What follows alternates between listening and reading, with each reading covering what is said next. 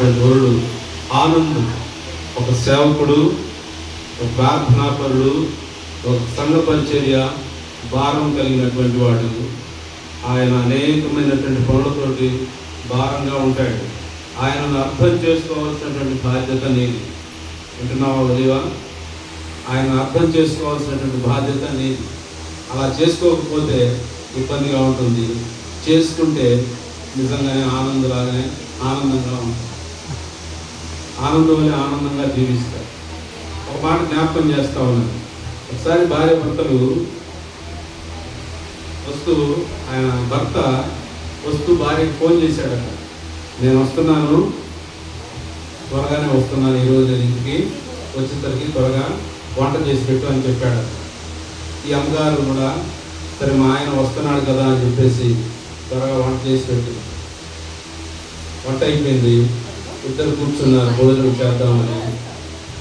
భోజనం చేస్తామంటే అయ్యగారికి భోజనం పెట్టింది అమ్మగారు. ఆ భోజనంలో నుంచి ఒక రాయి అయ్యగారి పంట కింద పడింది. అలా కొరకంగానే ఒక రాయి పంట కింద పడింది. పన్ను బాగా నొప్పి లేసింది, పన్ను నొప్పి వచ్చింది.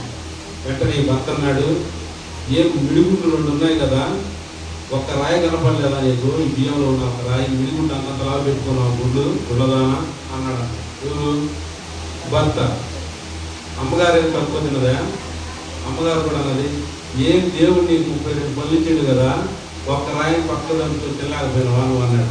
నన్నే నువ్వు అంటావని ఇద్దరు ప్లేట్ ఇచ్చేసుకున్నావు. ఏ అన్నం వేసుకుంటే ఆమె అన్నం వేసుకుంటే ఆ తెల్లవారులో వాళ్ళకి నరకమైపోయింది. అలా కాకుండా కొంచెం చూసుకోవచ్చు కదా అన్నం వండేటప్పుడు బియ్యం అని చెప్తే ఈ భార్య కూడా సౌమ్యంగా, అవునండి మీరు ఫోన్ చేశాను కాబట్టి నేను మీ వచ్చేసరికి వంట చేయాలనేటువంటి ఆతృతతో త్వరగా బియ్యం వేరే విషయంలో కొంచెం ఇదైంది. ఈలోపు కరెంట్ పోయింది, వండేశాను, అందువల్ల పొరపాటు జరిగిందని ఇద్దరు సవ్యంగా చెప్పుకునే దాంట్లో ఆనందం ఉంటుంది. అలా ఇద్దరికి మ్యూచువల్ అండర్స్టాండింగ్ ఏది ఎప్పుడైతే ఉంటుందో ఆ జీవితం ఆనందంగా ఉంటుంది. ఒలివ జీవితంలో ఆనందం ప్రవేశిస్తున్నాడు, ఆనంద జీవితంలో ఒలివ ప్రవేశిస్తుంది. చక్కని చక్కగా ఆనందకరమైనటువంటి జీవితాన్ని ముందు కొనసాగిస్తూ 100 ఏళ్ళు ప్రభువుకు మహిమకరమైనటువంటి కుటుంబంగా తీర్చిదిద్ద